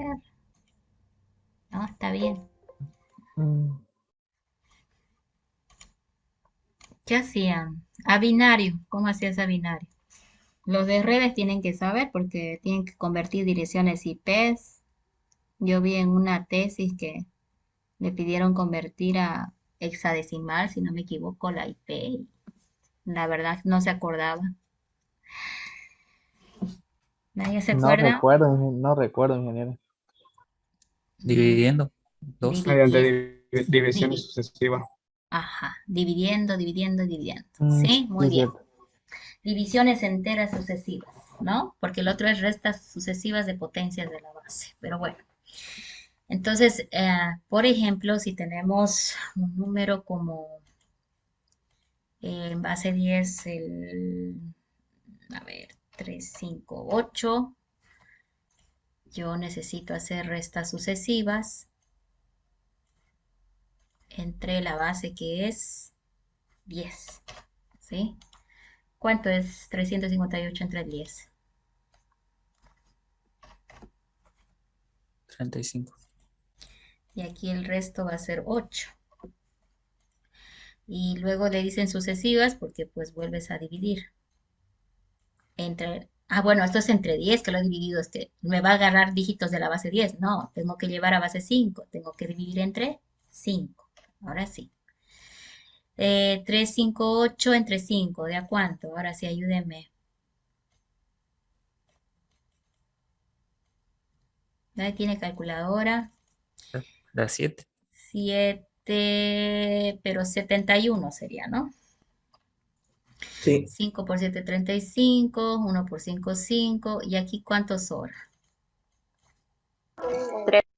3. Muy bien.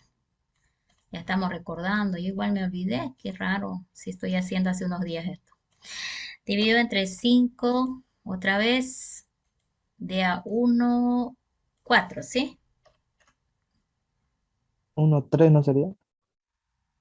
Ah, no, perdón, 1, 4. Sí, 1, 4 y sobra 1. 1. 1.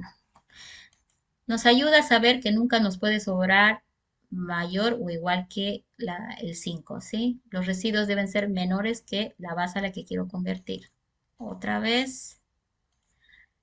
Ahora dan examen de ingreso con esto, por si acaso. Un examen de ingreso tiene esto. Entonces, 5. 2. 2. Ahora se hace más pequeño el problema. Sobra 4. Bueno, puedo quedar ahí o seguir dividiendo hasta que ya no se pueda, dicen, ¿no? Y cuando ya no se puede, cuando ya no vale la pena, pues, ¿no? Porque al dividir entre 5, a mí no me queda nada más que decir que es de a 0. 0 por 5, 0. ¿Cuánto me sobra? 2. Te podías detener en el 2, ¿no? Pero puedo ir hasta que el resultado de la división entera sea 0.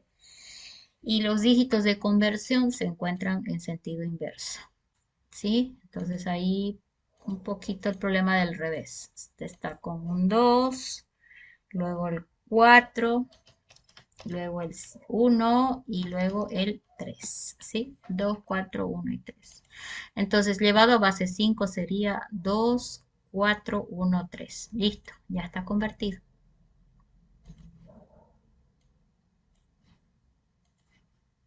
Acá decimos 3, 5, 8 en base 10 llevado a base 5.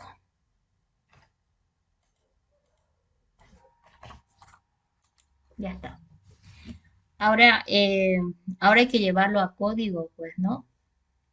Pero podemos identificar algunos elementos para que el código se simplifique. Por ejemplo, la naturaleza recursiva puede estar en el hecho de las divisiones sucesivas. La misma operación siempre, dividir y dividir. ¿Cuál sería el caso base aquí? El caso base es el punto en el cual no necesitas hacer operaciones de llamada para resolver el problema.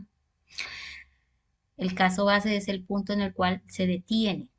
¿Cuándo me detuve de dividir?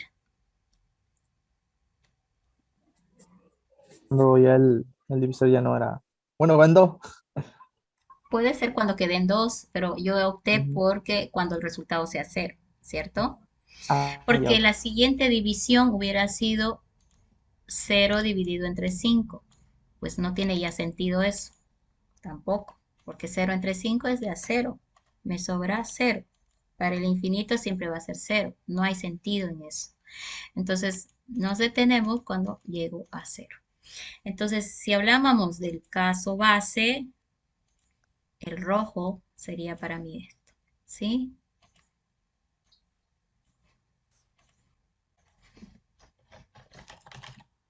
Y si hablamos del paso recursivo, estamos hablando básicamente del verde. Este es el paso recursivo. Todo lo que va a marcar con verdecito.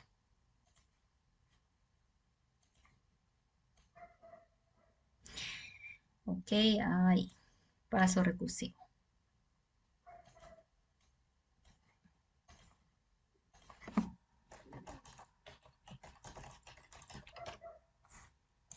¿Sí? Ahora, está diciendo que convierte el número entero de base 10 a base 5. Tenemos un percance. Cada operación que hago, cada operación que hago, encuentra un dígito, sí, pero lo encuentra al revés. El último primero, perdón, el último que encuentro llega a ser el primer dígito. Ese es mi pequeño problema, ¿sí? No está como siempre. El problema está aquí, ¿sí? pero igual puedo trabajarlo, porque acuérdense las cajas de activación, ¿qué les había dicho? Puedo hacer cosas en la ida, en la caja de activación, ¿sí? Avanzando, avanzando hasta llegar al caso base. Tocado el caso base, puedo hacer otras cosas al retornar. Qué interesante. Justamente aquí me gusta este porque en ida de la recursión puedo ir dividiendo, dividiendo hasta que ya no se pueda.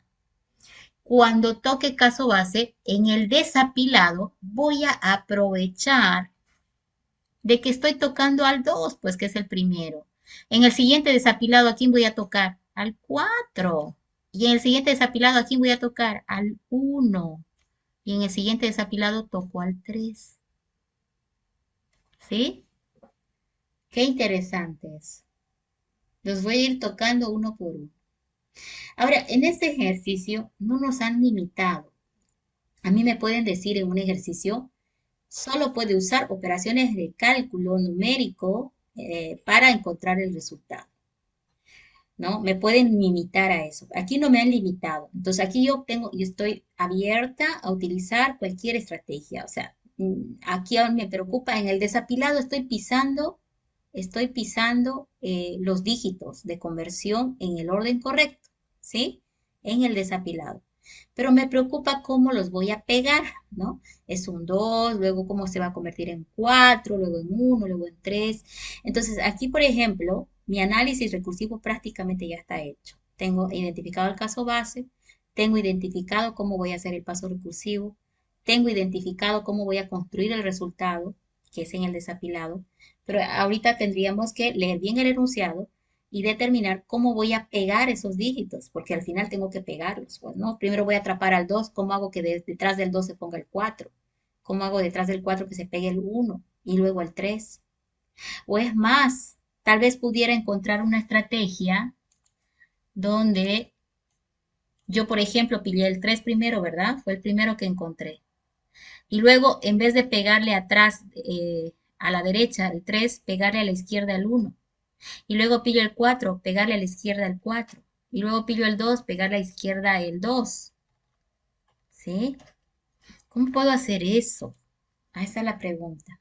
O sea, me puedo ir por dos caminos. Uno, encuentro y pego a la izquierda. Encuentro, pego a la izquierda, a la izquierda, a la izquierda. Como he ido pegando a la izquierda, el número queda ordenado, ¿cierto? Otra estrategia puede ser de que al dividir no haga nada más que dividir, dividir hasta tacazo base. Y luego en el desapilado empiezo a agarrar, atrapo al 2 y luego digo, el siguiente desapilado atrapa al 4, pego a la derecha. El siguiente desapilado atrapo 1, pego a derecha. Siguiente desapilado acá atrapo al 3, pego a la derecha y logro la cantidad. Pero ¿cuál es la diferencia entre estos dos? Mi lógica, ¿sí? Mis caminos. Este está pegando a la derecha y este otro lado ha ido pegando a la izquierda, pero de todas maneras las cantidades son equivalentes y tienen el resultado final, ¿sí? Bien, entonces necesitamos una estrategia para pegar a la izquierda y pegar a la derecha. ¿Quién me dice cuál está más fácil? ¿Pegar a la derecha o pegar a la izquierda? Pregunto más fácil, menos pasos. ¿Cuál es más fácil? ¿Pegar a la derecha o a la izquierda? Para mí creo que pegar hacia la derecha. Hacia la derecha. ¿Y cómo haríamos? ¿Qué fórmula utilizarías? Porque en cantidades numéricas solo hay de hacer una operación matemática para pegar a la derecha. Em, Tenías el 2, ¿no? Vamos a ir pensando en eso, ya que él ha propuesto eso.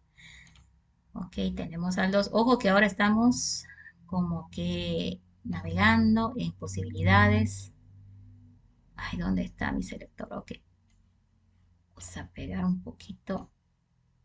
Ya, ahora sí.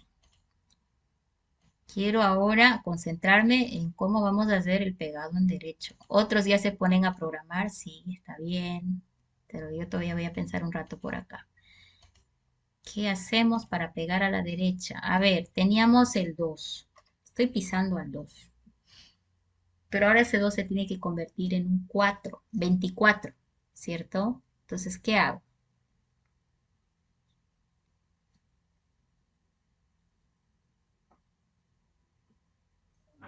Multiplico por 10 y sumo el otro dígito que es 4. Si lo multiplicas por 10 y a ese resultado le sumas el dígito, 2 por 10 es 20, está bien, le está agregando un 0 a la derecha. Le está agregando ceros a la derecha, ¿sí? 2 por 10 es 20, ¿sí? Y más el dígito que tocaba 4, estoy logrando el 24, está perfecto, pegué. Pero ahora tengo el 24 y tengo que pegarle el 1. Voy por la misma estrategia. Por 24 por 10, 10, ¿cuánto es? 240. Y si a ese 240 le pego el 1 que le falta, 241. 240. Sí. Y si ahora al 241, qué suerte, siempre por 10 me funciona, ¿no? Por 10 otra vez, y le sumo el dígito que falta, que es 3, ¿sí? Sería 2410 más el 3, 2413. Perfecto. Este es un algoritmo típico. En algún examen escuché, que les restringía y les decía, no puede usar cadenas ni vectores para esto. Claro, para mí fácil sería volver una cadena. No es cierto que en el string puedes pegar a la derecha con un concat o un cat nada más, o a la izquierda, como quieras, la cadena te pega a derecha o izquierda como tú quieras. Entonces te limitaban a que uses solo numérica. Entonces, si te piden solo numérica, estás obligado a buscar una fórmula. Y qué suerte que acá los dígitos se corren cada vez que lo multiplicas por 10, ¿no? A la izquierda debe haber otra estrategia que igual está orientada a la operación matemática, pero creo que ya la corrida no es tan fácil, ¿sí? Les propongo que la piensen, ¿ya? La pregunta sería, ¿cómo pegar a la izquierda? Esta es la respuesta a la derecha.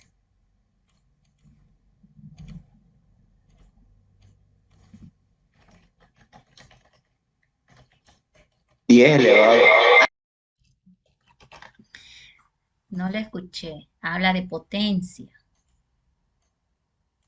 Es que el pegado a la izquierda va por otro lado, ¿sí?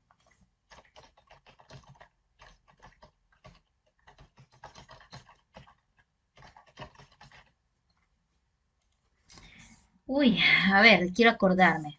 Tengo, ya, si quiero pegar a la izquierda, es que encontré el 3 primero, ¿no? Entonces nuestra estrategia va a cambiar un poquito. Parto del 3 y a la izquierda del 3 quiero llegar a 31. Bueno, si todavía lo multiplico por 10 a este 3, voy a tratar de hacer lo mismo, a ver qué me va, y un poquito voy a recordar lo que dijo el compañero, potencia. Si al hacer 3 por 10 y le sumo el siguiente, acuérdate que ahora es al revés, ¿no? Al 3 le quiero pegar el 1, ¿sí? No estoy haciendo 2, 4, 1, 3, estoy haciendo 3, 1, 4, 2. Ok, al 3 le quiero pegar a la izquierda el 1. 3 por 10, 30. Más 1, 31. Pero yo no quería eso. Yo quería que el 1 esté delante del 3. A ver, ¿quién tendría que multiplicar por 10? El 3 tiene que quedar a la derecha. A la izquierda tiene que quedar el 1. Entonces vamos a ver. 1 multiplicado por 10. 1 por 10 es 10. Más el 3, ¿cuánto queda? 13. Vamos viendo si es lo que quería, ¿sí? Tenías el 3 y le queremos pegar a la izquierda el 1. Delante del 3 el 1. 1, 3. Ok, está bien. Vamos bien. Voy a intentar continuar entonces. Ok, tengo el 13 ahora, ¿no? Tengo el 13. Pero ahora dice, ¿a qué le debo sumar ese 13? ¿A qué le sumo ese 13? A ver, ¿qué habíamos hecho antes? El dígito que tenía que sumar anteriormente era 1. Ahora tengo que sumarle el 4. Pero ahí habíamos hecho una multiplicación por 10. ¿Cuánto es eso? 4 por 10 es 40. Más 13 es 413. ¿Sí? 40 más 13 son 53. No es lo que yo quiero. Yo quisiera acá llegar a qué. Acuérdense de que estaba el 3 No, y estaría mal, delante el sería por 1, 100, 1, pero ahí 3. cambiaría. No es por 10. Él dice Fíjense, 4 por 10 es 40, más 3 es 53, pero no, así no lo quiero. Necesito un cero más. 400 más el 13, ahora sí, 413. ¿Es lo que quería? Sí, estoy logrando. 413, se está pegando a la izquierda. Uno más. Tengo el 413 y le voy a sumar el siguiente dígito al ir desapilando. ¿Qué me tocaba ahora? El 2. 2 multiplicado por, como aumenté un 0, voy a volver a aumentar un 0. Ok, era 2 ceros, ahora van a ser 3 ceros. Y esto va a ser 2413. Bingo, ya logré, 2413. Entonces, aquí era siempre un constante de 10, eso fue perfecto, por eso su compañero dijo, me parece más fácil a la derecha, la operación más fácil siempre es mejor, sí, está bien, pero pues igual le aprovechamos de una vez que hubiera sido si alguien se hubiera chipado y quisiera hacerlo sí o sí a la izquierda, ¿sí? Si alguien no recordaba que al desapilar podía haber hecho a la derecha y hubiera pensado hacerlo al momento de ir dividiendo, ir armando el número, podía ir por esta estrategia de la izquierda, ¿sí?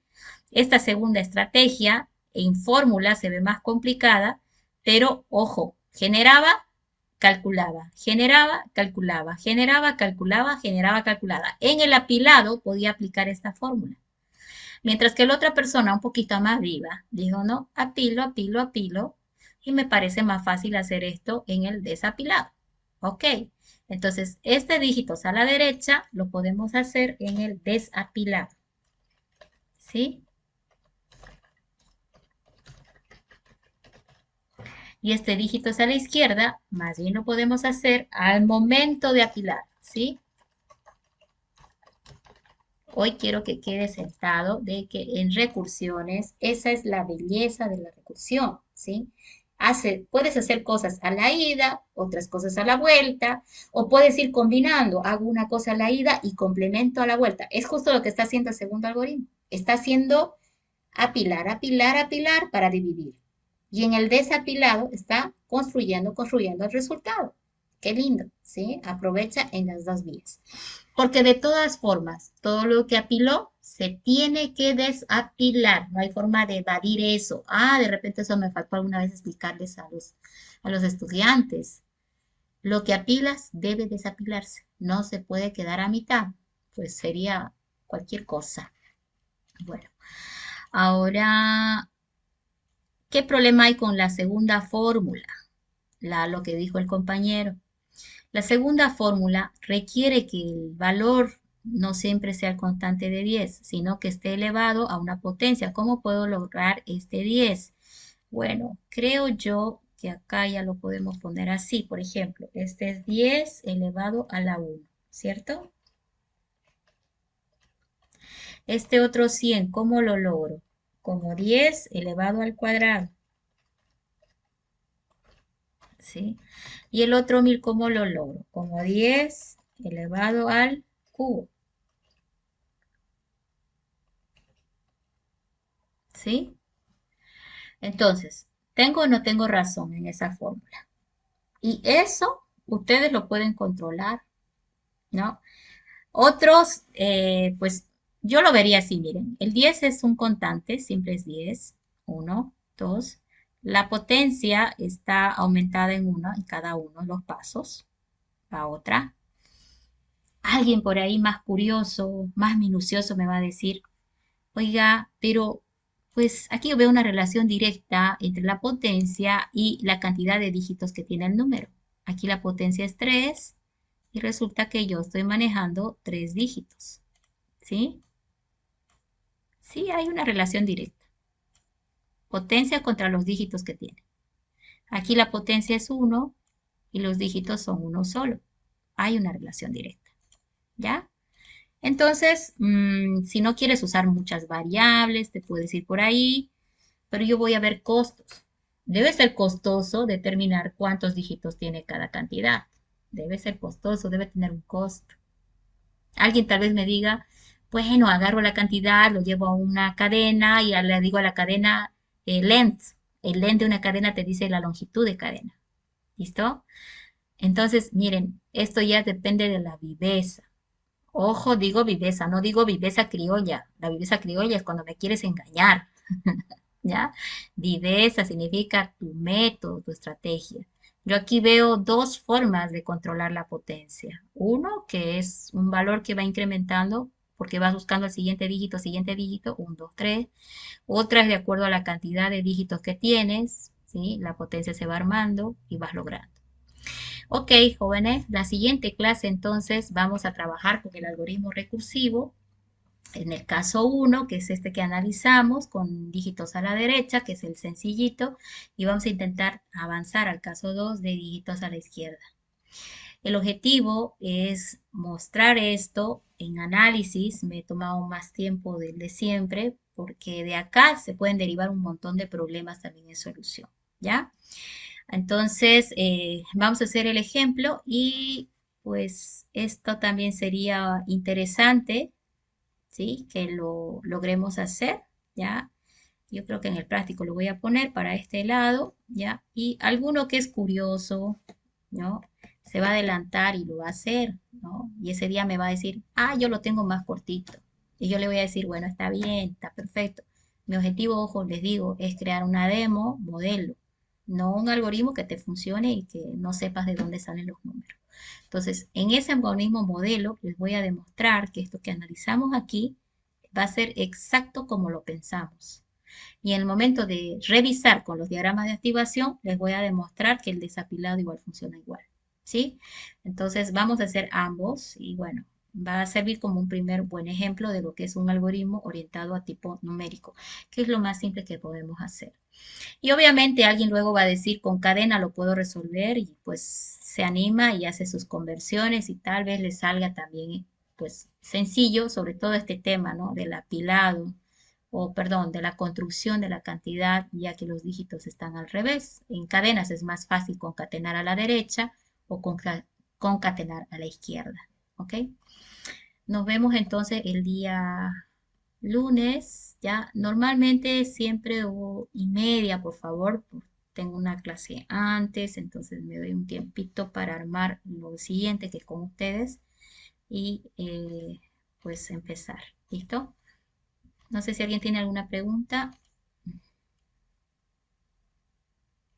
Ujú. 10 elevado a la cantidad de dígitos. Estoy leyendo el chat, ¿sí? Sí, si es que ustedes lo ven igual. Algunos ya se saben el algoritmo. Mi micrófono está bien. Ya, ok. Si ustedes saben de otra estrategia, interesante que la compartan porque pues hay más de una forma, ¿no? De hacer este tipo de actividades. Ahora, hay un límite, sin embargo. Acá, por ejemplo, voy a probar al momento ya de hacer el algoritmo con un Unsigned Longint, ¿sí? Que es un entero largo sin signo, porque no se puede trabajar con cantidades muy grandes en este tipo de operaciones. Depende del máximo que soporta la variable entera. Entonces, por esa razón voy a usar un Unsigned Longint para que sea un entero largo y nos soporte ejercicios con cantidades bastante grandes, ¿ya? Por el método de cadena o vectores no habría mucho límite, ¿no? Porque podrías controlar la cantidad de manera dinámica, ¿sí?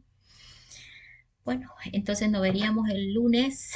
Por ahora estamos pasando todas las clases hasta que el auxiliar nos nivele y ya vamos a ir alivianando, pero creo que con hoy ya estamos en línea, ¿sí? Con los tiempos. Nos vemos entonces el lunes. Pasen buenas noches. Hasta luego, jóvenes. Nos vemos, ingeniera. Como ingeniera. Ingeniera. Hasta luego, ingeniera.